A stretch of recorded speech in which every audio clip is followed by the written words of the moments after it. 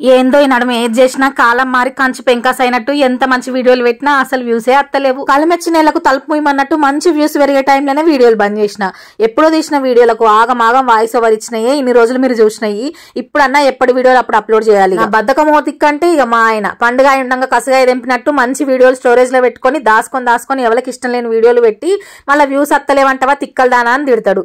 సరే ఏదేమైనా ఇక మళ్ళీ మన వీడియోలు అయితే ఫామ్ లకు దిద్దాం. ఇలాంటి వీడియో ముచ్చట ఏంటంటే ఎప్పుడు తోటకూర కట్టలు కట్టినప్పుడే చూపిస్తా, ఇవాళ తోటకూర కోసేటప్పుడు చూపిద్దామని మొదలు పెట్టిన.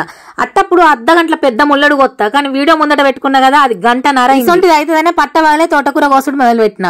రోజు 3:30-4కి గొత్త, ఇవాళ 2:30కే మొదలు పెట్టిన. కాగల కార్యం గంధర్వులే తీరుస్తారన్నట్టు మనం ఏదైనా గట్టిగా అనుకుంటే అది ఎన్కో ముందో అవుతుంది. ఏం చేయకుండా కూర్చుంటే అది ఎప్పటికి కాదు. ఎప్పటి నుంచో తోటకూర కోసే వీడియో పెట్టాలని అనుకున్నా. ఈయన కూడా ఇంట్లో లేడు. వీడియో అయితే మొదలు పెట్టినా. దీన్ని ఇట్లే ఆఖరి దాకా తెత్తనా లేదా అనుకున్నా గానీ ఆనంగీనంగా అట్నో ఇట్నో ఓడగొట్టినా. ఏంది తోటకూర కోసేటప్పుడు అటు ఇటు ఉరుకుతున్నా అనుకున్నారా? వీడియో లెంత్ ఎక్కువ ఉండి స్పీడ్ ఎత్తే అట్లే కనిపిస్తుంది. అట్లా కాకుండా మళ్ళీ మా చెట్లు కూడా అక్కడోటి ఇక్కడోటి ఉన్నాయి. ఉన్న కడికే పోయి కొత్తున్నా. మా పెరడంతా సందు లేకుండా తోటకూర చెట్లే ఉంటాయి. మొగ్గ కచ్చినాయి చూసుకుంటా చెట్టుకు తిరిగి గంపెడంతా కోసిన తోటకూరను ఈతనారతోటి ఇంట్లో అందరం కూర్చుండి పిరికెడు కట్టెలు కట్టి నీళ్ళు అలా తడిపేసి మార్కెట్లకు తీసుకుపోయి అమ్ముతాము.